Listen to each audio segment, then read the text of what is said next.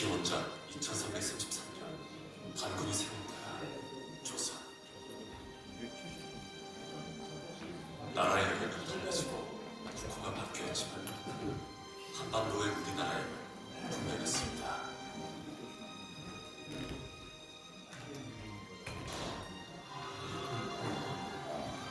일본 제국주의가 한반도를 침탈해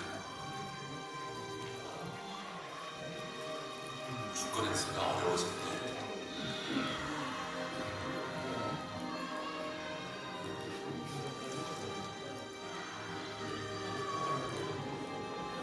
만국과 제국을 거쳐 단기 4252년 대한민국으로 다시 태어날 때에도 우리들은 그 시간 동안 한 번도 사라진 적이 없습니다. 광복회는 우리 국민들 그리고 전 세계가 대한민국의 정체성을 바로할 때까지 끊임없이 말하고 바로잡으려 합니다.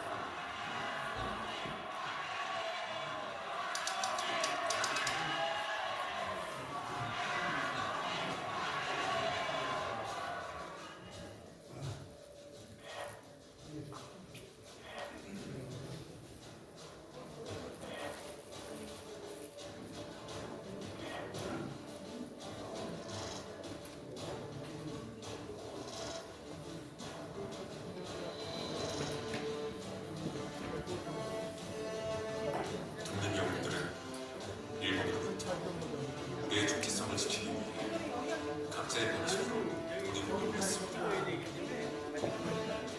누군가는 글로써 독립을 열어놓고 누군가는 자신의 시간을 내어주었고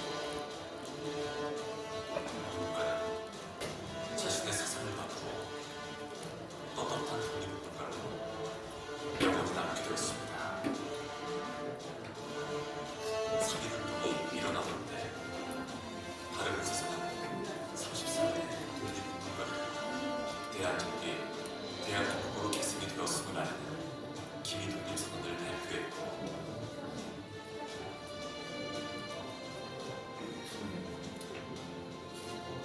임시정부가 수립된 단기 4252년 서기 1919년은 우리가 기억해야 할 대한민국의 원년이 되었습니다.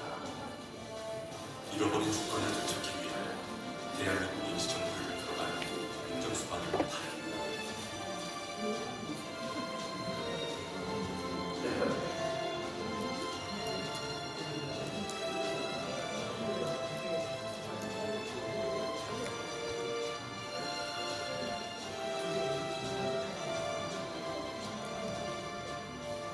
그리고 대한민국의 자주 독립을 위해 1941년 12월 10일 일명 독립군, 광복군으로 이어져온 우리 국군은 일제 심지를 위해 전쟁을 선포했고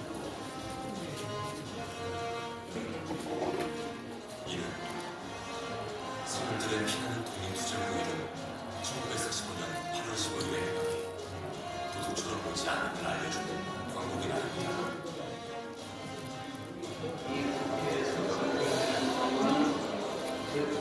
국민연의 수립된 민국 임시정부의 민이 오늘이 29년 만에 민국의 부활임을 우리는 이에 공포하며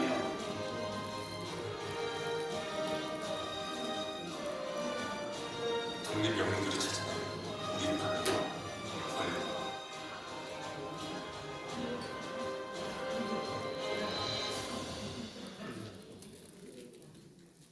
독립영웅들의 핏값으로 대한민국은 농업, 수산업, 광공업, 과학기술 개발, 사회 간접자본 건설 분야에서 세상에 없던 속도의 경제 성장을 세계에 보여주었습니다.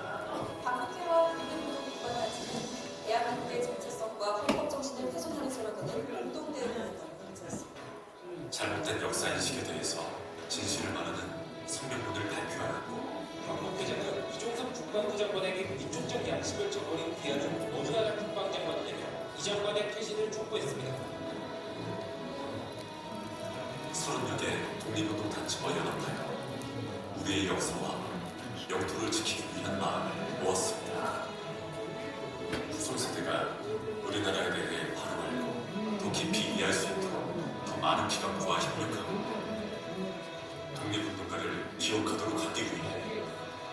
주최하였습니다. 독립운동가의 후손이 더 나은 삶을 살도록 지원해주고 광복회의 목표를 이어갈 차세대 인재를 양성하고 교육하고 있습니다. 대한민국의 정체성을 지키기 위해 광복회는 어떠한 어려움이 있어도 나아가겠습니다.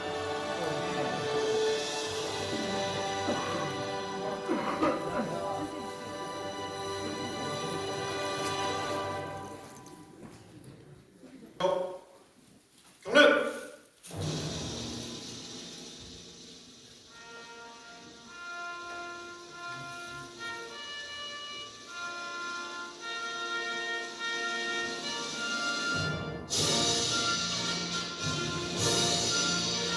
나는 자랑스러운 태극기야. 자유롭고 정의로운 대한민국의 무궁한 영광을 위하여 충성을 다할 것을 굳게 다짐합니다.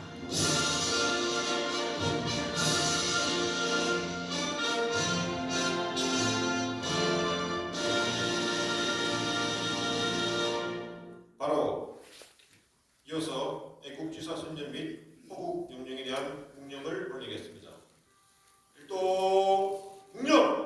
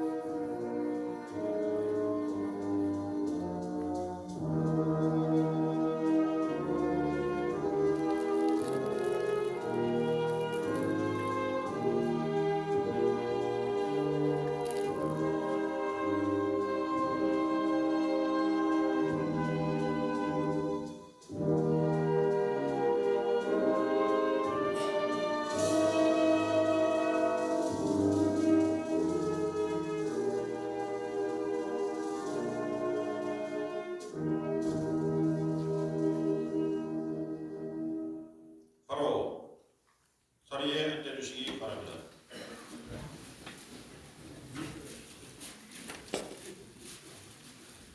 오늘 우리 광복회 서울시 지구에서 주최하고 서울시에서 후원하는 시민 역사 특강 끝나지 않은 역사전쟁 세 번째 마지막 특강에 참석해 주신 여러분께 진심으로 감사드립니다. 그럼 오늘 첫 강의를 맡아주신 허성관 전 장사님을 소개해 드리겠습니다.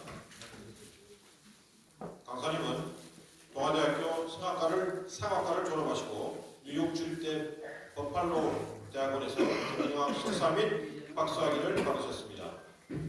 한국은행과 산업연구원을 거쳐 뉴욕 주립대와 동아대학교에서 교수로 재직하셨고 제10대 해양수산부 장관과 제6대 행정자치부 장관을 역임하셨습니다. 오늘 강사님께서는 뉴 라이트의 정체란 주제로 강의를 해주시겠습니다. 큰 박수로 강사님을 모시겠습니다.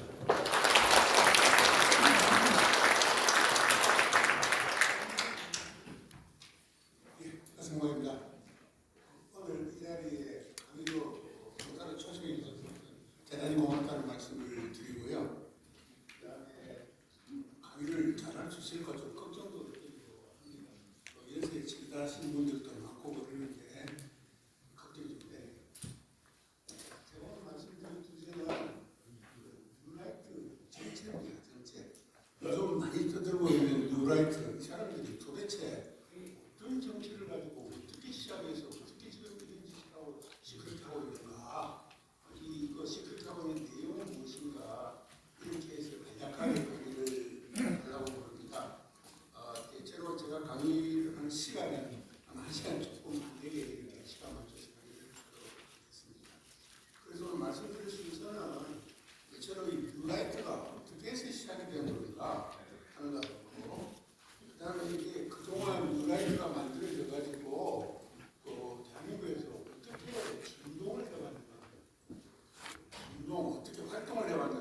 정말도 표현할 수도 있겠습니다만은 준동해 왔는가 하는 이야기. 그다음 지금 뉴라이트는 현재 어떻게 되어 있는가 하는 이야기. 그다음 마지막으로 소위 뉴라이트라고 하는 분들이 주장하는 여러 가지 내용들이 있습니다. 그것들이 과연 맞는 내용입니까? 말이 되는 이야기를 하고 있는가? 거기에 대해서 살펴보고 그렇게 해서 강의를 끝내려고 합니다.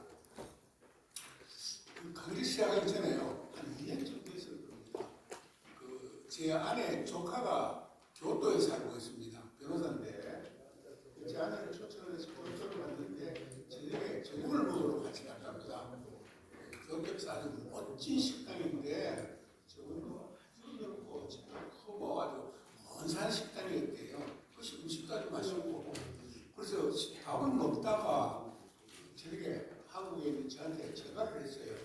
왜 전화했냐 물어봤더니 그 집이 하도 멋지고 경관도 좋고 그래서 일하는 사람이 물어봤답니다. 이게 누구 집이요? 하고 물어봤더니 이건 조선 총독을 지낸 아베 노부유키 집이 별장입니다 그러더래요. 그래서 우리 집사람이 전화해가지고 당신 아베 노부유키가 누군지 아요? 그래 묻더라고요. 도대체 어떤 사람이 이게 조선 총독을 했고 이렇게 멋진 집을 별장으로 가졌느냐 라고 아마 조금 기분이 언짢았든지 어쨌든 모르겠는데 전화를 했어요. 그래서 제가 이야기를 해줬습니다. 아베 노부유키는 일제강점기 조선 마지막 총독이었고 1945년 8월 15일 건국되고 난 다음에 이틀 후에 조선 사람들을 대놓고 저주를 하고 간 사람이다. 뭐라고 저주를 했느냐? 그래, 우리 일본은 졌다. 그런데 조선이 결코 이긴 것은 아니다. 문제는 어디에 있느냐? 우리는 조선 사람들에게 총과 대포보다 더 무서운 식민지 교육을 시켰다. 그것이 식민지 교육이 고초에서 그쳤을 것이다. 그러므로 앞으로도 조선 사람들은 저희들끼리 이간질하고 질투하면서 노예의 삶을 살 것이다. 과거에 조선이 찬란한 문화도 가지고 있었는데 이 찬란한 문화를 회복하려면 최소한 100년을 들 것이다. 내 아베 노부유키는 반드시 돌아온다. 이렇게 저주를 하고 왔어요. 요즘 한국 돌아가는 편을 보면은 마치 조선 마지막 총독 아베 노부유키가 돌아온 것 같다 이런 생각이 듭니다. 그런데 돌아올 수 있으려면은 어떻습니까? 한국 내에 조선 내에 협력자가 있어야죠. 그렇죠? 요즘 소위 대한민국에서 운동하고 있는 많은 뉴라이트라는 사람들이 아마도 아베 노부유키가 원했던 그런 협력자들이 될 수 있지 않겠느냐라고 생각을 하면은 굉장히 기분 나쁘고 괜찮다 이렇게 생각을 듭니다. 그래서 이제 지금 준동하고 있는 그 협력자들 그 사람들이 대체로 뉴라이트가 아닌가 이렇게 생각하면서 강의를 시작합니다.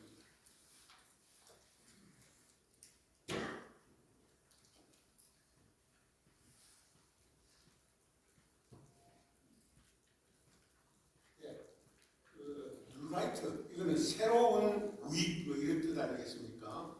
이게 도대체 어떤 사람들 이야기하는 거냐 이러면은 세칭 신보수 새로운 보수를 자처하는 종일, 숙리, 반북, 현안 세력이다 이렇게 보면 됩니다. 제가 친일이라고 하고 종일이라고 했잖아요. 일본을 따라가는 사람 이렇게 하는 이야기인데 이게 여러분 종북, 좌파 이런 이야기 많이 들어봤죠? 근데 친일은 좋은 말입니다. 아니 일본하고 친한 게 뭐가 나쁩니까? 그 내용은 굉장히 나쁘지만은 용어 자체는 절대로 나쁜 게 아니거든요. 근데 그 용어를 어떻게 선택하느냐 하는 것도 막상 시간이 지나고 나서 보면은 의미가 상당히 많습니다. 친일이라는 말은 나쁜 말이 아니거든요. 용어가요. 그래서 친일파 이러면은 말 자체는 나쁜 바가 있는데 그 행동이 문제가 있는 거죠. 그래서 또 친미라고 제가 쓰지 않고 숭미라고 썼습니다. 무조건 미국을 숭배하는 사람들, 아주 나쁜 말로 변하면 미국 무엇도 빨아주고 있는 사람들, 이런 정도의 사람들이고 반북, 북한에 반대하는 사람, 혐한, 우리 대한민국을 혐오하는 사람, 이런 그룹들의 사람들로 대체로 저희가 될 수가 있습니다. 그래서 이 뉴라이트 세력들이 지금 등장을 해갖고 지금 난리를 부리고 있는데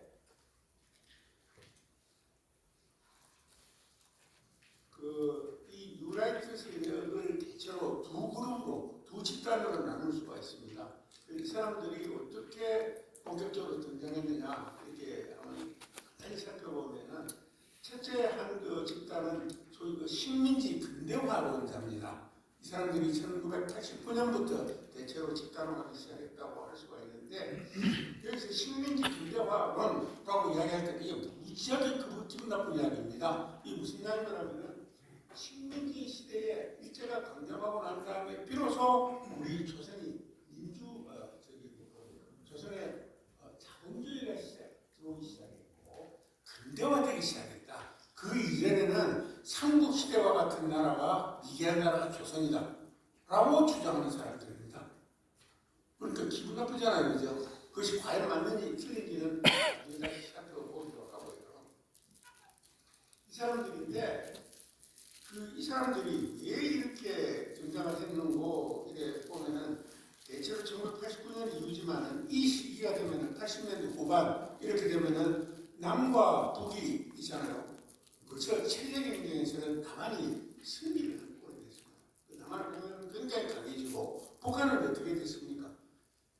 세습을 하면서 현대 국가가 왕조 국가가 되었다는 거예요.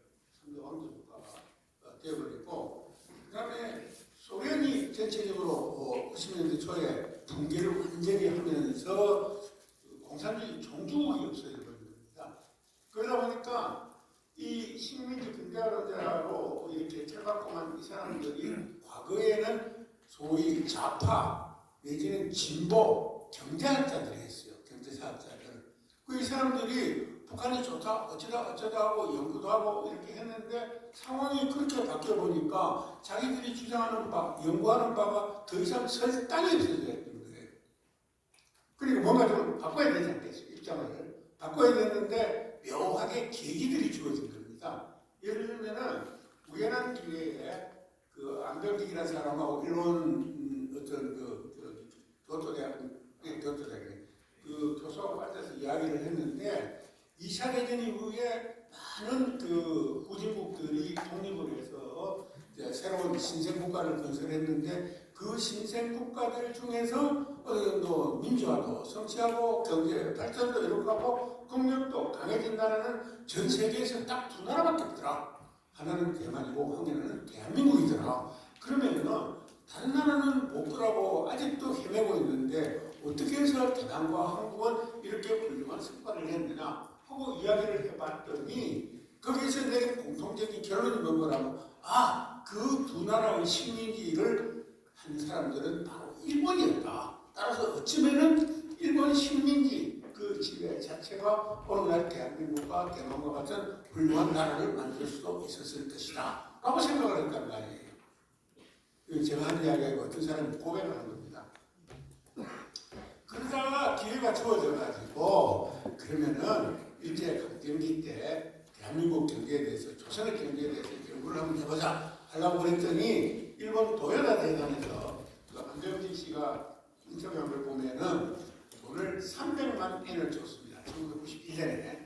그래서 1991년하고 92년하고 논문을 두 편을 썼어요. 그래서 거기서부터 시작이 된 것입니다. 그 논문의 내용에 대해서는 내가 나중에 이야기하겠지만 그 결론은 그렇다. 대한민국의 식민지 대표로서 조선은 자본주의가 발전하기 시작했고 근대화됐다 하는 그런 내용이 됩니다. 그렇게 해서 이 사람들이 똘똘 뭉치기 시작을 해갖고 그러면은 종북 좌파들이었는데 사람들이 종북 좌파들이었습니다. 그 그룹들이 사람들이 왜 갑자기 종일로 바뀌었느냐 이거죠. 갑자기 왜 종일로 바뀌었느냐. 물론 아까 이야기했던 그런 상황들도 있었지만은 여기에 대해서는 왜 바뀌었는지 잘 모르겠습니다. 자기들은 고백을 안 하니까. 그런데 주의 정황상 여러 가지를 종합을 해보면은 돈 때문에 그런 것 같습니다. 돈. 그건 다시 조금 더 나중에 부연하기로 하고요. 이렇게 해서 이제 한 그룹들이 형성이 되었습니다. 그 다음에 또 한 그룹은 소위 신자유주의자라고 불립니다. 아니 무슨 자유주의는 구자유주의였고 신자유주의가 있느냐라고 말씀을 하실 수도 있는데 이 신자유주의라는 거는 대략 1980년대에 들어와서 자본주의의 새로운 측면 아니죠. 옛날에 자유방임식으로 가던 자본주의를 추종하는 사람들, 신자유주의라고 그러는데 이 신자유주의자의 대표적인 그룹들이 미국의 소위 네오콘들입니다. 새로운 보수주의자들인데 여러분 그 가만히 생각해 보면 왜 미국이 이 신자유주의가 대두를 해서 정부를 장악하고 성공했는가 하고 보면은 미국의 경우에도 1970년대 중반이 되면은 일단 월남전에서 패배를 합니다. 미국이라는 나라가 생기고 난 다음에 전쟁에서 처음으로 졌어요. 전쟁에서 처음으로 비긴 전쟁이 한국전쟁입니다. 그래서 얼마나 자존심이 상했겠습니까? 그 월남전에서 패배하는 그 과정에서 엄청난 전비를 쏟아붓고 그러다 보니까 그 시기에 미국 경제도 굉장히 어려워졌어요. 국제 수지는 엄청난 적자가 나고 그 다음에 재정 적자도 엄청난 적자가 나고 미국은 끝났다 할 정도로 경제도 많이 어려워지고 그렇게 됐습니다. 그런 과정에서 1970년대 중반 이후에 미국 시민사회가 대폭 성장을 하게 됩니다. 예를 들면은 마틴 루터 킹을 중심으로 해서 흑인 민권 운동인들이 일체 일어나고 그 다음에 이제 나중에 뭐가 됩니까? 흑인 인권이 대폭 신장이 되고 그러니까 백인 우월주의를 중심으로 한 전통적인 자본주의적 사고가 상당히 퇴색이 되면서 미국 국력은 약화되고 세계적 패권 국가로서의 지위가 많이 하락하게 됩니다. 그러다 보니까 자연스럽게 우리가 어떻게 하면은 미국의 세계적 패권을 앞으로도 유지할 수가 있겠느냐, 어떻게 하면 되겠느냐라고 그 고민들을 하게 되지요. 그러다 보니까 어떻게 됩니까? 경제는 기업에 맡겨라. 규제는 다 풀어라. 모든 것은 시장에 맡겨라. 경쟁에 의해서 적자가 살아남는 경제로 가자. 그리고 국제 경제에 있어서도 철저한 미국 우선주의로 가자. 라고 하기 시작을 하는 것입니다. 그렇게 해서 우리의 미국 국력을 강력하게 다시 재건을 해서 세계적 패권을 유지를 해야 된다. 이런 생각이 팽배하게 되고 그런 사고를 공유한 사람들을 네오콘이라고 합니다. 이런 사고를 하는 사람들, 그렇게 해서 제일 먼저 들어서는 것이 1981년에 들어선 리간 행정부입니다. 그리고 영국에서는 대체정부에 들어서죠. 이 사람들을 중심으로 한 정책 방향들을 소위 뭐라고 부른 거라면 신자유주의라고 부릅니다. 그런데 이 시기에 한국에서도 이 소위 이 보수주의라고 하는 사람들에게는 위기가 닥칩니다. 자기들이 생각할 때 어떤 위기를 뭐냐면은 김대중 정권이 들어서고 난 다음에 대략 미국 신자유주의보다는 우리는 본격적인 행동으로 나타나고 현상으로 나타난 것이 한 7, 8년, 10년 정도 느끼는 합니다만 1996년에 외환 위기가 생겨서 우리도 어려워집니다. 또 그러면서 이제 노무현 김대중 정권 들어서고 그다음에 노무현 정권이 들어서는데 이 과정에서 남북 대화가 적극적으로 진행이 됩니다. 그러니까 남북 대화가 진행되는 과정에서 우리가 제일 먼저 느낀 건 여러분 무엇입니까? 이제 북한은 타도의 대상이 아니고 우리가 관리를 해나가야 되는 대상이 된다 하는 것들을 국민들이 부지불식간에 어느 정도로 인식을 하게 되고 거기에 여러분 잘 아시는 바와 같이 해방 이후에 광복 이후에 있었던 여러 가지 어려운 일들 소위 보도혁명 사건이라든지 국민방위군 사건이라든지 하는 이 보수 정권에서 수많은 국민들을 죽였던 그런 사건들에 대해서 소위 과거사 규명을 해 들어가게 됩니다. 잘 기억하시겠지만 거기에 더해서 친일 청산, 광복 이후에 전혀 청산하지 못했던 일제잔재를 다른 방식으로 청산하기 위해 친일 진상규명위원회도 만들어지고 또 민족문제연구소와 오마이뉴스 등을 중심으로 해서 친일 인명사전 편찬작업도 이루어지고 이러다 보니까 두 정권도 연이어 들어서 그래서 보수 쪽에서 대단히 위기를 느끼게 되고 이런 과정이 계속이 되면서 거기에 플러스에서 또 그 앞에 있었던 보수 정권의 무능이 또 드러나게 됩니다. 이렇게 보면은 우리가 영원히 보수 쪽에서는 권력을 잡을 수가 없겠구나 하는 위기가 들닥친 것이죠. 이 과정에서 들고 나온 것이 신자유주의를 들고 나온 그룹들이 생겼습니다. 그 그룹들이 주장하는 내용들이 말로는 자유입니다. 요즘도 자유민주주의 하자고 그러잖아요. 그다음에 시장하자, 반공하자, 좌파 집권하자 이런 것들이 대단하게 분출하게 됩니다. 분출하게 되고 그러면서 구체적인 정책으로 들고 나오는 것이 자 자본주의에는 뭐예요? 적자 생존이다. 그 적자 생존은 어떻게 결정이 되느냐? 시장에서 경쟁을 통해서 결정이 된다. 그러면서 시장 중심으로 가자. 그리고 정부가 규제를 하는 큰 정부가 아니고 작은 정부를 가자. 규제는 완화하자. 노동은 유연하자. 노동 유연화가 말은 근사하잖아요. 그 뭡니까? 노동 유연화 이 말은 말은 근사하지만은 그 밑바닥에서는 기업주가 자유스럽게 해고를 할 수 있는 형태로 가자. 이런 이야기입니다. 그 다음에 복지, 의료 이것도 시장화하자. 이런 주장들을 들고 나옵니다. 특히 의료를 민영화하자 하는 이야기는 미국식 의료제도로 가자. 설명은 좀 복잡합니다만 우리나라 의료제도가 개보험제도잖아요. 의료보험제도가 아무리 돈이 없어도 누구든지 병원에 갈 수 있잖아요.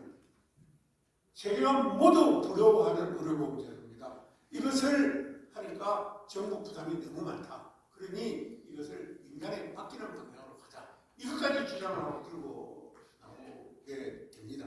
그래서 이런 그룹들을 소위 신자유주의자라고 부르는데 이 신자유주의자 그룹은 대체로 보면은 그 자기들을 모임 단체 여기에 뭘 들고 나오면 선진화라는 이름을 들고 나옵니다. 조금 더 다시 이야기했지만 선진화 무슨 재단, 선진화 무슨 포럼, 선진화 뭐 이런 그룹들이 여기에 다 속하게 됩니다. 그래서 이제 이렇게 보면은 앞에서 이야기한 전향한 주사법, 특히 이제 그 경제사학자를 두는 거, 그 다음에 방금 말씀드린 신자유주의를 주장하는 선진화를 내세운 그룹, 이런 그룹들이 똘똘 뭉쳐가지고 노무현 정권에 대해서 대반격을 갑니다. 대반격을. 그러면서 언론이 여기에 가세를 합니다. 언론이 가세를 해서 보면은 그 노무현 대통령 정권 시절에 기사를 보면은 우리나라는 금방 망할 나라, 금방 뒤집어는 나라, 형편없는 나라. 김대중 대통령이 노벨대수 뭡니까? 그 앞에 조금 앞이지만은 노벨 평화상을 받으니까 노벨 재단 앞에 가서 절대로 줘서는 안 된다. 데모하는 사람, 로비하는 사람, 이런 사람 세계에 이런 얘기까지 이렇게 됐던 것입니다. 결국 이것은 보수 대반격이었는데 이 결과로 여러분도 아시다시피 이명박 박근혜 정권이 들어서게 됩니다. 그런데 이명박 박근혜 정권이 들어서고 난 이후의 평가는 뭡니까? 부패, 무능이잖아요. 이명박 정권이 들어서고 난 다음에 제가 구체적으로 또 이야기할 수 있지만 간단하게 말씀을 드리면 그야말로 부패한 정권이었던 것입니다. 그것은 정권이 끝나고 난 다음에 어떤 결과를 가져간다고 평가를 할 수가 있겠고요. 실제 이루어진 것은 뭡니까? 공공기관들의 인용화, 심지어 세계에서 가장 서비스가 좋다는 인천공항까지 민영화하려고 되면서 실패했던 거 아닙니까? 그리고 박근혜 정권은 이런 식으로 진행이 되고 이 과정에서 소위 뉴라이트들이 권력의 요직을 많이 차지해갖고 대거 진출을 했습니다. 이런 과정을 거쳐서 뉴라이트가 이렇게 됩니다. 그래서 결과적으로 이게 보면은 조금 이따 말씀을 또 드리게 되겠지만은 이 과정에서 정권이 바뀌니까 소위 이제 노무현 정권이 끝나니까 이 뉴라이트 쪽 입장에서 볼 때는 공격의 대상이 사라져버린 겁니다. 공격의 대상이 사라지고 자기들이 집권을 해서 집권의 중심이 되어서 일을 해보면서 무능과 부패를 들여내다 보니까 설당이 별로 없어졌어요. 그 조금 이따가 이야기를 했는데 그러면 이 과정에서 뉴라이트들이 어떻게 준동을 했느냐, 어떤 조직을 만들고 어떻게 했느냐, 이걸 간단히 살펴보면 우선 1987년에 낙성대 경제연구소를 만듭니다. 아까 이야기했던 서울대 재직한 안병직 교수, 그 다음에 성균관대 이대근 교수 이런 사람들이 중심이 되고 그 다음에 아까 선진화 그룹 거기에 속했던 전향한 주사파들을 중심으로 1998년에 시대정신이라는 단체가 출범을 합니다. 그리고 2004년 11월에 자유주의 연대가 출범을 해요. 자유주의 연대가. 그리고 이 자유주의 연대와 같이 연계했던 조직들이 교과서 포럼이라는 게 있었고 북한 민주화 네트워크 등 이런 게 있다가 이것들이 전부 모여가지고 2005년 10월 달에 뉴라이트 네트워크라는 걸 건설합니다. 뉴라이트 네트워크. 그리고 이어서 이제 조금 다른 그룹이지만은 복음주의 개신교 중 일부를 중심으로 해서 뉴라이트 전국 연합이 결성하는 11월 달에 결성이 됩니다. 아시다시피 2005년, 2004년 이 무렵은 노무현 정부 시대입니다. 이 중심은 김일용 목사였고요. 그런데 이 뉴라이트 전국 연합 결성 때에 보수 인사 정계, 그러니까 우리나라에서 목에 힘께나 주는 사람들을 보수 쪽에서 700명이 참석을 했습니다. 거기에서 전국적으로 조직을 확대를 했는데 각 그 기초단체까지 대략 200개가 넘는데 지부를 만들고 회원이 17만 명까지 됐습니다. 어마어마하게 큰 조직으로 확대를 됐고 그 다음에 2006년에는 이제 몇 개가 통합을 해가지고 2006년 4월에 다시 안병직이라는 사람이 앞장서서 2006년 4월에 뉴라이트 재단을 만듭니다. 그러고 난 다음에 2013년 한참 지났죠. 한 8년 좀 지나가지고 과감하게 뉴라이트 100인 선언을 합니다. 100명이 우리는 뉴라이트다 공개적으로 선언을 하고 나와요. 얼마나 자신이 있으면 그렇게 했겠어요. 2006년도 역시 노무현 정권 마지막 해가 됐습니다. 이렇게 해서 쭉 됐습니다. 이 과정에서 이 사람들이 이렇게 여러 가지 내용들을 보면은 제일 먼저 나오는 게 이야기할 수 있는 게 2006년에 이 뉴라이트가 일으킨 소동을 보면은 소위 건국제를 개정하자라고 동아일보에 그 유명한 이영훈 단일 종북 비식을 쓴 사람들이 쓴 사람이 칼럼을 하나 연재를 합니다. 건국제를 만들자. 이건 뭐예요? 건국제를. 거기서 뭐 짧은 칼럼이지만은 여기 나오는 논리가 전혀 없습니다. 여기서 몇 가지 이야기가 쓰여있는 거예요. 그 다음에 2013년에 교학사 국사교과서 파동이 있었습니다. 그런데 이 국사교과서를 만들 때 참여한 사람들이 역사학자들이 별로 아니고 소위 경제사 사람들이 주로 참여를 했어요. 만들고 난 다음에 보니까 이 내용들이 친일, 독재를 미화하는 내용, 그 다음에 극우, 반공을 지향하는 내용, 플러스 1000곳이 넘는 오류가 있었습니다. 1000곳이 넘는 오류가 있었고 그러다 보니까 이제 국민적인 저항을 받게 되는 것이죠. 그런데 저는 이 과정에서 깜짝 놀랐던 게 어느 시청장을 하고 있으면은 우리 대한민국 국민들에게 친일이다, 종일이다, 종일이다 라고 이야기하면은 우리 국민들에게 영리를 건드리는 겁니다. 영리를. 별 생각 없이 우리 국민들이 있는 것 같지만은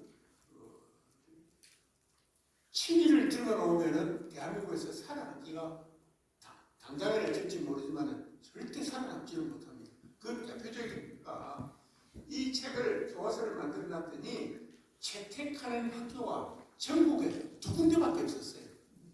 전국에 2군데. 그러니 그냥 그대로 필기되는 것이죠. 그 다음에 또 하나 이 주목했던 것 중에 하나 2015년에 국정교과서 역사교과서를 만들라고 또 했습니다. 그럼 박근혜 정권 시대인데 이거 박근혜 대통령이 직접 주도를 했던 거예요. 그러면서 이거 만들면서 집필자가 누군지 집필 기준이 뭔지 깜깜이 아무것도 밝혀서 일단 만들었어요. 일단 만들어가지고 나중에 그걸 냈는데 여기에는 그동안 국민들이 피 흘렸던 민주화 과정도 부정하고 국정하니까 다양한 걔네들 역사에서 또 싹 무시하고 오히려 오로지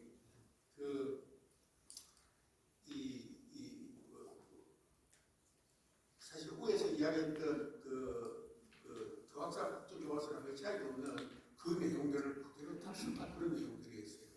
그런데 이제 이거 만들고 배포를 하려고 그러면서 다 만들어 놓고 비로소 이제 누가 집필했는지 겨우 이제 밝히고 문제가 심각한 책이었죠. 결국 이것은 그 이후에 박근혜 정권 말기에 촛불혁명으로 그대로 필기가 됐습니다. 이런 시도들이 다 실패했죠. 다 실패했다고 이렇게 보면 되는 것이고. 그리고 이제 최근에 들어와서는 여러분들 잘 아시는 바와 같이 홍범도 장군 등 그 항일 선생들 형상을 육사 거기에서 어디 딴 데로 참고 옮기자 하는. 그 다음에 지금은 친일파 복권을 아주 노골적으로 시도하고 있는 거 아닙니까? 노골적으로 시도하고 있고 딱 한 가지만 보세요. 8.15 광복절에 KBS에서 이번에 광복절에 그 부친인가요? 남이고요 오페라 그걸 공연을 하면서 있잖아요. 공연하면서 방영을 했는데 거기에 일본 국가 기미가요가 나옵니다. 기미가요. 그 광복절에 국영방송에서 기미가요를 들었다. 여러분 이거 어떻게 생각해야 돼요? 상관을 해야 하면 치즈를 드리죠. 이런 지경이 이렇습니다. 그리고 이게 크고 작은 내용들이 수하게 많습니다. 예를 들어서 어제 그제 오마이뉴스의 기사를 보면 있잖아요. 제가 마산에서 거기 가면은 그 정수장이 있는 데가 있었어요. 옛날에 거기에다가 당시에 그 마산 부윤하고 일제 총독이 그 휘호를 써준 게 있어요. 그걸 각석에 해갖고 딱 배치해놨더니 없어졌는데 어느 틈에 그것을 딱 꺼내갖고 깨끗이 닦아가지고 오히려 위에 그 진열하는 데까지만 들어갖고 위에 다시 전시를 하는 이런 현상들. 이거 도대체 어떻게 해야 될 거냐. 이 외에도 셀 수 없이 많습니다. 예를 들면 여러분 잘 아시는 단재 신채호 선생을 공식적인 학회 자리에서 역사학회 자리에서 저희끼리 칠거리고 웃으면서 단재 신채호를 세자로 표현하면 뭐라고 좋겠냐? 하는 뭐라고 그럴게요? 또라이라고 표현하면 좋겠다. 또 한번 뭐라고 그럼 넉자로 표현하면 뭐라고 좋겠느냐? 정신병자로 표현하면 좋겠다. 이런 짓을 해요. 뿐만 아니라 그 정부 부처 산업 연구소 이사라는 놈이 직원들하고 회식을 하면서 천황폐하 만세하고 건배지기를 하는 겁니다. 이걸 일일이 다 들다 보면은 밥도 먹기 어렵고 스트레스 받아서 수면도 단축되고 그런 정도의 이런 지경에 이르렀다라고 이야기를 할 수가 있고 이건 끊임없이 이어집니다. 그런데 묘한 거는 있잖아요. 전부는 아니지만은 이 사람들 이 가게를 더듬어 올라가 보면은 몇몇 확인된 경우가 있는데 굉장히 그 수상한 게 많이 있습니다. 그리고 여러분들이 잘 모르시겠지만은 우리가 모르는 사이에 암암리에 일제시대에 일제강점기에 잠고 잘 살았던 종일 한 사람들의 부서들은 저기 모임이 있어요. 남산에 있는 모 호텔에서 2달에 한 번씩 정기적으로 모이는데 그 옆에 지사를 보고 깜짝 놀랐는데 150명이 모인다는 겁니다. 그런 지경에 이르렀다 하는 것입니다. 이런 식으로 해서 우리 사회의 불협화음과 이런 걸 가르고 있기는 한데 어찌 보면 큰 틀에서 보면은 숫자 자체는 엄청나게 많다고는 할 수가 없습니다. 할 수가 없지만은 그러나 이 사람들이 대한민국의 미래를 결정하는 의사결정을 할 수 있는 자리에 다른 사람 숫자가 늘어나면 그것이 우리 국민 모두에게 직간접적으로 전부 다 영향을 미친다는 심각한 문제가 있는 것이지요. 그것은 오늘 제가 이 자리에서 말씀드리지 않아도 여러분들이 다 잘 알고 계시리라고 믿습니다. 그 다음에 제가 말씀드리는 것은 도대체 이 뉴라이트 이 사람들이 현재는 어떻게 하고 있겠느냐. 여러분 확실히 알 수 있는 것은 첫째는 우리 대통령의 아주 그 이상하고 불순한 역사관 이게 지금 우리나라 현재 뉴라이트 현재 중에 하나입니다. 그런데 본인은 뉴라이트가 뭔지 모른다고 그랬잖아요. 아니 알지도 못하고 사람을 알지도 못하고 사람을 신앙이 아닙니다.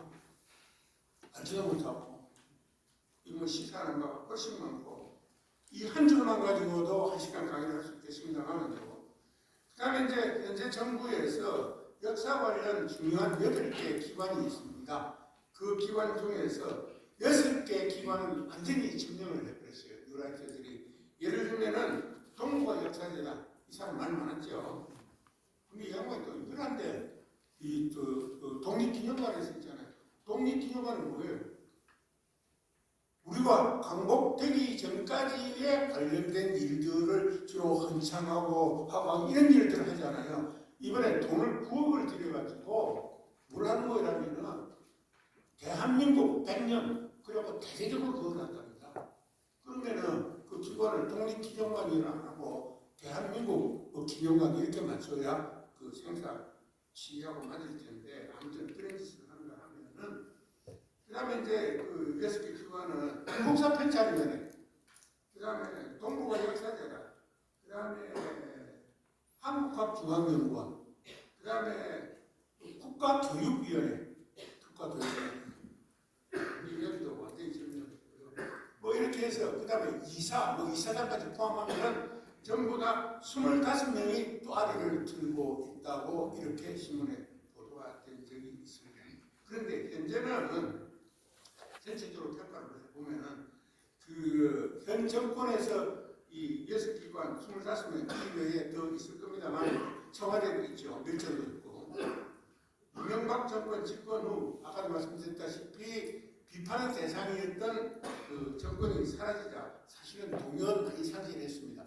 그래서 움츠르고 있다가 이 정권이 들어서고 난 다음에 지금 외고 패고 염치도 없고 무엇도 나오는 거죠. 예를 들면 자기가 생각이 완전히 다르면은 이 국가교육에 잘해라. 또 내 국가교육에 잘 하고 싶다. 시켜줘도 고사를 해야 되는 거잖아요. 여러분 정상적인 사람이면은 자기 신념하고 맞지 않으니까. 그런데 이 사람들은 맞지 않는 기관에 들어와서 그 기관을 성격을 변질시키고 하니까 더 나쁜 사람들이 있어요. 그렇게 하고는 많이 동료를 상실했고, 그런데 이제 완전히 더 상실하지 못한 것은 아주 안타깝게도 소위 촛불혁명에 의해서 탄생한 소위 문재인 정권, 이 문재인 정권이 불행하게도 촛불 정신을 제대로 구현하지를 못했습니다. 그래서 이 못하는 과정에서 더 힘을 상실하지 못하고 이 뉴라이트가 극우화돼가지고 소위 올드라이트로 아직도 건재하고 있는 실정이다. 이렇게 볼 수 있을 것 같습니다. 그 다음에 이제 특히 아까 식민지 근대화론자들, 경제사학자들, 이 사람들은, 역사학자들은 자신들이 만들어 놓은 이론이 통철이래요. 통철이라고 주장을 하고 다른 연구 결과들은 모두 배제를 하고 아직도 노골적으로 종이를 하고 있다. 라고 이야기를 할 수가 있습니다. 이렇게 평가하죠. 이것이 대체로 루라이트가 형성되어서 지금까지 진행 과정을 보면은 우리가 알아야 될 것은 결국은 이 루라이트 쪽에서 주장하는 내용들이 과연 얼마만큼 진실된 것인가, 얼마만큼 허구인가, 이걸 좀 알아야 되지 않겠느냐 싶어서 제가 루라이트 제작의 허구 내용을 좀 말씀드리려고 생각합니다. 우선 광복회에서 별개로 루라이트를 한편한 기준을 세워놨습니다. 이승만은 건국 대통령이다. 그다음에 광복절은 건국절이다. 내일 한글이 우리 국정은 일본이다. 그다음 대한민국 임시정부는 이민단체로 아무 단일이 없다. 식민사관이나 식민지 근대화론을 주장하는 사람이나 단체는 루라이트다. 그다음에 내일 항쟁기 곡물 수출은 일본을 수출하는 거죠. 수출이지 그것은 수탈이 아니다. 그다음에 일본군 성노예나 노동자 성노는 자발적이다. 지금이라는 거죠. 그다음에 독도가 우리 영토도 아닐 수도 있다. 라고 주장하는 사람들이 루라이트다. 이렇게 간별 기준을 지금 적이 있습니다. 그래서 이 기준에 대해서 제가 조금 설명을 드리고 그 중에 한 개를 첨가해서 설명을 드리려고 생각을 합니다.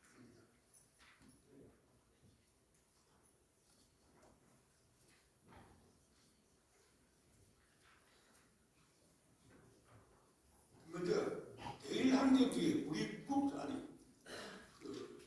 이승만 대통령이 건국 대통령이라 이승만 기념관도 만들고 지금 난리 부리고 있지 않습니까? 돈이 잘 안 보이니까 어떻게 해서 돈을 내주고 유선일 정부 들어서 정부에서도 돈을 내고 이래갖고 잘 진행이 되는 것처럼 그렇게 보이기는 합니다.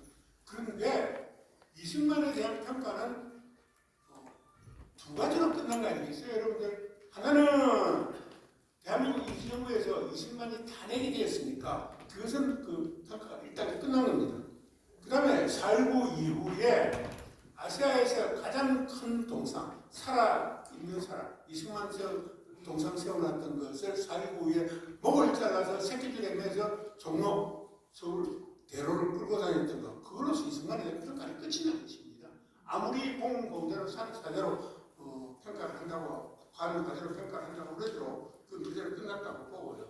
광복절이 건국절이다 하는 것은 대한민국 건국절이다 이런 뜻이겠지요. 그러면은 아니 고조선 건국절도 있어야 되고 부여 건국절도 있어야 되고 고건신라 백제 건국절도 있어야 되고 고려 건국절도 있어야 되고 그런 건국절이 몇 개 있어야 되는 거예요. 그래서 이게 건국절이라고 하는 것에 대해서는 그동안 많은 논의가 있었기 때문에 설명을 드리고요. 그 다음에 이제 대일항전기에 우리 국적이 일본이었다라고 정부 고위직을 맡은 사람들이 국회에 나와서 떳떳하게 이야기해야 돼요. 떳떳하게. 근데 우리말 이런 말 있잖아요. 무식하면 보기 좋다. 무식하면 보기 좋다. 그런 말이 있거든요. 여러분 국민이라는 건 뭐예요? 국적이 그러다. 일본 국적이다. 그러면은 일본 국적인 사람이 누려야 될 권리가 의무가 있는 거예요. 당시 전 사람들은 그런 권리가 의무가 없었던 거예요. 그것은 어느 나라면은 당시 조선의 식민지여서 일본 입장에서 볼 때 일본 헌법의 적용 대상에서 배제가 되었습니다. 그래서 일본에서는 일본 제국주의죠. 뭐냐면 조선은 조선 총독이 만든 규정, 즉 재령에 의해서 통치를 한다. 이런 것입니다. 그러니까 일본 헌법에 의해서 권리 의무가 전혀 없어요. 그런데 그게 어떻게 일본 국적이 되는 것이죠? 헌법에 의해서 보장을 받을 수도 없고 보호도 받을 수도 없고 참정권, 투표권, 아무 선거권도 없고 그건 어떻게 무슨 국민이냐는 것이죠. 그게 이제 실제 문제고 그다음에 두 번째는 당시 같은 나라고 같은 국민이면 같은 화폐를 써야 될 거 아니에요. 일본 본토에서 쓰는 화폐하고 조선에서 쓰는 화폐가 달라요. 일본에서 쓰는 화폐는 일본의 내권이에요. 조선에서 쓰는 것은 조선의 내권이에요. 조선의 내권을 들고 일본 가면 그것이 자유롭게 유통이 안 돼요. 대신에 일본의 내권을 조선에 가져왔으면 자유롭게 유통이 돼요. 그 다음 교육제도도 달라요. 교육제도도 학제도 다르고 그 다음에 뽑는 방식도 다르고 다 달라요. 그 다음에 병역 문제도 없어요. 병역 문제도. 그러니까 여러분 잘 아시다시피 일제만기에 전쟁이 치열해지니까 지원병을 받잖아요. 일본 국민에서는 자기들이 징용을 하면요. 징병을 하면 됩니다. 이외에 셀 수 없이 일본 국민이 아니었다는 증거가 많음에도 불구하고 일본 국적으로 오기는 것은 문제가 많다. 말이 안 된다. 그런데 여기서 예를 하나 들자고만요. 그럼 전 사람이 외국 여행할 때는 일본 여권 가져갔을 거 아니야? 네, 맞습니다. 일본 여권 가져갔대요. 근데 그 일본 여권이 어떻게 생겼는지, 한국 전 사람이 쓰는 일본 여권이 어떻게 생겼는지 제가 인터넷을 검색을 다 했는데도 그 모습을 못 봤어요. 아직 모습을 못 봤어요. 다만 확실한 문제 하나는 당시 여권을 가지고 일본 여권을 가지고 여행할 수 있는 사람은 극히 한정되어 있었다. 7일파밖에 없었다. 종일파밖에 없었다. 내주고 싶으면 내주고 안 내주고 싶으면 안 내주고 저 마음이었으니까요. 그러면은 수많은 사람이 중국을 갔는데 그 시절에 그 중국 간 사람들이 일본 여권 가지고 중국 갔겠습니까? 몰래 당한 거예요. 몰래 살짝 숨어서 자기를 말로 표현하면 전부 밀항하고 위조하고 이래서 다 안동을 넘어서 동안강 압록강을 넘고 배 타고 상해로 가고 또 배 타고 살짝 가면서 뒤에 제일 4층 밑바닥에 타고 블라디보스토크 가고 다 그런 거예요. 그러니까 여권을 가졌기 때문에 해당하는 그것은 친일파만 간 거다 하는 것이지요. 마찬가지 이야기로 하나 더 지적하고 싶은 것은 우리가 광복이라고 부르지만은 화려하게 광복 맞습니다. 글자대로는. 그런데 실제 광복이 되고 해방이 된 것은 해방 후에 광복 후에 친일 청산을 못했기 때문에 그야말로 광복이 된 집단은 종일파, 친일파밖에 없어요. 친일파들은 있잖아요.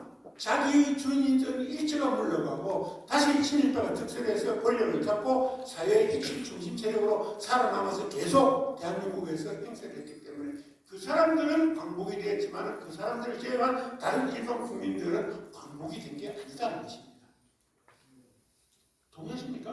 네, 틀림없이 맞습니다. 그 다음에 대한민국 임시정부는 임의단체였다? 그 어제 강의를 아침에 조찬을 갔더니 경북대학교 어떤 교수라는 놈이 저를 이럴 때 용을 씁니다. 한문을 쓰면 너무 짰자니까 뭐라고 그러느냐 상해 임시정부 한 일이 뭐냐 이야 영감들이 난로가에 앉아서 불이나 쬐고 그래서 잠깐 못해갖고 저 참아야 되는데 그지 이거는 보소 상해는 따뜻해갖고 하룻밤에 불쬐는 일이 없거든 그 이야기를 하고 말하는데 그렇게 무시합니다. 아무것도 한 일이 없다고. 그런데 여러분 그 독립운동단체들이 서로 통합이 되면서 나중에 그 참의부, 정의부, 신민부 이래갖고 그 동국 참석에는 그 통합되잖아요. 참의부의 정식 명칭이 뭔지 모르지 아십니까? 참의부의 정식이 명칭이 이렇습니다. 대한민국 임시정부 만주에 주저하는 육군 참의부 이렇습니다. 대대급 병력을 가지고 있었죠. 그리고 조상 선생이 써놓은 글을 보면은 1920년대에 만주 쪽에 있던 그 독립군 부대들이 두 강을, 압록강 두 강을 몰경을 해서 전투를 치른 횟수가 370m입니다. 한 10여 년 동안에. 연평균 300km가 넘습니다. 거기에 참전했던 독립군들 숫자만 해서 15,000명이라고 되어났어요. 아니 요즘도 뭐 한 두서너 명이 와가지고 저 어디 우리 전라도 어떤 섬이나 그 다음에 강원도 어디 산골에 파출소를 습격을 했다. 그걸 또 하루 걸려서 계속 습격을 했다. 이틀에 한 번씩 하루에 2군데씩.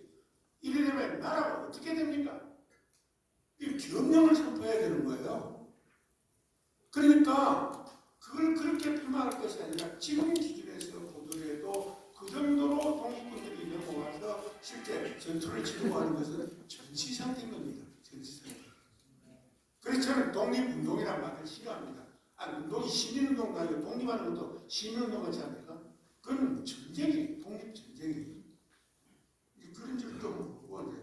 그리고 나중에 이제 광복군 편성하는 것은 무엇이냐? 그 다음에 임시정부에서 했던 그 대한애국단, 윤봉길 의사, 이런 건 다 뭐냐 이거죠. 윤봉길 의사가 홍보공을 그거를 일주고 난 다음에 장개석 총통이 한 이야기가 있습니다. 중국 8억 인구가 못해낸 일을 대한민국 청년 한 사람이에요. 그 건으로 해서 카이로 회담을 할 때 그 조선의 독립을 보장을 해주는 물론 좀 기분나쁜 표현이지만 그런 식으로 이루어진 거기 때문에 큰 일을 했다. 큰 일을 했다. 라고 저는 이렇게 생각을 하고 그 후광으로 우리가 광복 후에 여러 가지 국제적인 문제가 있었음에도 불구하고 비록 남북 분단이 됐지만은 독립국가로 우뚝 설 수 있었던 것이다. 하고 저는 그렇게 생각합니다. 그 다음에 이제 식민지시 근대화되고 자본주의가 시작됐다. 이 식민지 근대화론 있지 않습니까? 이거는 많은 반증이 있습니다. 많은 반증이 있고 그 대한민국 경제가 발전하고 했던 것은 일제 식민지 때문에 된 것이 아니고 우리 그 교육열, 우리 민족의 근면성, 또 해양성, 또 면면이 이어져 온 상도의 정신 여기에 근거하는 것입니다. 여기에 근거하는 것입니다. 이게 근대화됐다. 거기에 또 그 아까 뭡니까 한국사 전체로 생각되어 있습니다. 근대화됐다는 그 이면에는 대한민국 역사는 또는 대한민국 국민들, 조선 사람들은 스스로 역사를 발전시킬 능력이 없다. 따라서 일제가 1920년에 조선을 병탄했을 때 조선의 상태는 소위 삼국시대하고 비슷했다라고 이야기를 합니다. 그렇게 써놨는 분들이 많아요. 그렇습니까? 그러면서 그 사람들은 그래요. 우리 이대길 소장님께서 나중에도 역사 강의를 하시겠지만 그 사람들은 우리 역사를 비틀어놓기를 우리 역사 본격적으로 시작되면 한사분 시대다. 한사분은 한나라에서 우리 북쪽 강을 침공해서 뭐 남남, 현도, 진도, 인도, 사원을 설치한 그거다. 따라서 북쪽은 한나라 식민지로부터 시작을 했고 남쪽은 일본 식민지였던 임나일본으로부터 시작했다. 따라서 조선은 역사를 발전시킬 능력이 없으니까 외부 세력이 들어와서 점령하고 할 때 그때부터 비로소 역사가 발전한다. 이건 기분 나쁜 게 있어요. 그런데 거기에는 셀 수 없는 반증이 있습니다. 제가 한동안에도 제가 개성상인 그 연구를 한 10년 동안 해서 논문을 좀 많이 썼는데요. 그걸 보면 있잖아요. 소위 조선왕조 말 1887년부터 대략 1910년까지 해서 지금 세계에서 쓰고 있는 상생적 자본주의적 경영을 실천한 숱한 예가 체계적으로 논리적으로 다 거기서 실현하고 있어요. 그런데 한심하게도 별로 좋은 학술지에서 그런 논문은 잘 안 써요. 그 다음에 이제 곡물 수출이 쌀 수출이 그 쌀을 일본으로 가져간 것이 수출이지 수탈이 아니라 이걸 이제 대표적으로 누가 낸거라면 한국과학중앙연구소 김낙연이라는 사람이 논문을 써서 하는 이야기인데 이게 맞느냐? 실제 쌀이 일본으로 가져가면 알아요. 비교를 해서 어떻게 그런 거라면은 강제병탄되는 1910년 11년 자료하고 그 이후 자료를 비교를 하면은 일본으로 간 쌀이 많아요. 그럼 좋다. 수출을 보자. 그런데 아까 어떤 사람이 어떤 놈들이 그랬잖아요. 실제 강제병 때 우리 국적은 일본이다. 아니 그러면은 일본하고 조선하고 한 나라인데 여기서 무슨 틀린 게 있잖아요. 아니 한 나라에서 쌀이 배에 실려가지고 다른 지역으로 갔는데 그게 수출이냐 이거죠. 그 수출이라 말 못 붙이는 거고 그거는 뭐 말할 필요도 없고요. 그 다음에 수출이라고 보자 이거죠. 그럼 누가 수출을 했겠습니까? 농사지어서 먹고 쌀이 남는 사람이 수출을 했다는 거예요. 쌀이 남는 사람은 누굽니까? 대농장을 결정하고 있던 일인들이 차지하고 있던 토지가 조선 정도부 통계에 하면 그 당시 한 44% 정도 돼요. 그 다음에 한국인 대지죠. 이런 사람들이 쌀을 팔아서 그 쌀을 모아가지고 일본인들이 그 일본으로 가져가는 거, 그걸 수출이라고 보는 거잖아요. 그러면은 그 사람들이 수출을 할 때 그 수출 가격이 아마도 국내에서 쌀 가격보다는 비쌀 것이 있습니다. 그러면은 일본으로 쌀을 많이 보내면 보낼수록 자기들 이익이 돼요. 이익이 돼. 그러면 결과는 어떻게 되겠습니까? 될 수 있는 대로 소장님들한테 더 닥달을 해서 소장료를 더 많이 받고 쌀을 더 많이 받고 해서 될 수 있는 대로 더 많이 수출하려고 그랬을 거 아니에요. 그러면 결국 수출하면서 죽어나는 것은 조선의 소장님들인 것이죠. 네. 조선 소장님들이 다 있습니다. 그래서 이제 그 소장료를 보면 있잖아요. 소장료가 대략 5대5 정도 받았는데 40년대, 30년대 후반 가면은 소장료가 65%까지 올라가요. 생산량에. 농민들의 생활은 훨씬 더 어려워졌다라는 말씀을 드리고, 이건 말도 안 되는 것을 이야기합니다. 여기서 이 사람들은 이런 말을 하면은 이렇게 얘기합니다. 김양현이라는 사람이 자기 논문에서 그랬었는데, 우리는 그것이 어떻게 되는지 잘 모른다. 우리는 학자다. 지금 우리가 하고 이야기하는 것은 이걸 잘하는지 모르겠는데 팩트를 이야기합니다. 사실은. 그러니까 일본으로 많이 갔으니까 수출을 했다는 사실 자체만 이야기하는 것이지 어떻게 해서 그렇게 됐다는 데에서는 우리는 관심이 없다. 그것이 실증적 의문이다. 라고 이야기를 합니다. 뭐 여기서 어떻게 논의할 필요가 없이 그거는 한마디로 지나가는 개가 웃을 소리다. 라고 말씀을 드릴 수가 있고요. 그 다음에 이제 노동자와 위안부, 그러니까 자발적으로 갔다? 아니, 그 16살, 17살 먹은 애기들이 위안부로 끌려가고 어쩌고 그랬는데 세상에 아무리 가난하고 때거리가 없어도 자기 딸을 그런데 내보내는 조선의 민중이 몇 명이나 있었겠습니까? 몇 명이나 있습니까? 그 조선 사람들의 문화와 정서를 이해를 못해도 보통 이해를 못하는 것이 아니죠. 그것을 자발적으로 보냈다 하는 사람들은 모르지. 그런 상황이 되면 그 말 하는 사람들은 지 딸을 그렇게 보낼 수 있을지 모르겠어요. 그렇지만 일반 사람들은 절대로 그럴 리가 있고 또 주위에 많은 그런 사람이 있지 않습니까? 자발적으로 보내지 않고 그렇게 해서 딸을 잃은 사람도 있고 돌아와서 딸이 정신병으로 고생한 사람도 제 고향 마을에만 가도 그런 사람이 있어요.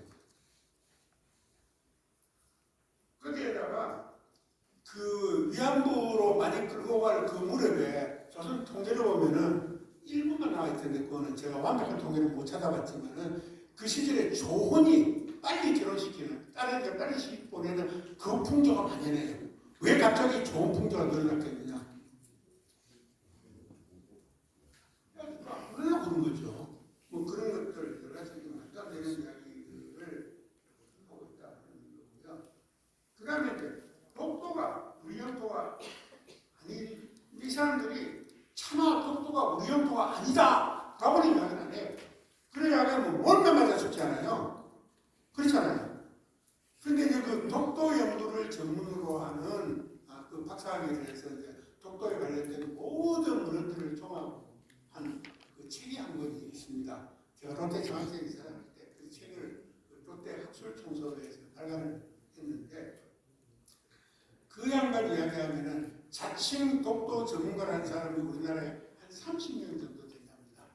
그런데 그 중에 25명 정도가 독도가 우리가 아니라는 거 아니에요. 대표적으로 동북아 역사재단에 독도 연구실장하는 놈이 있었는데 이름은 그만하겠습니다.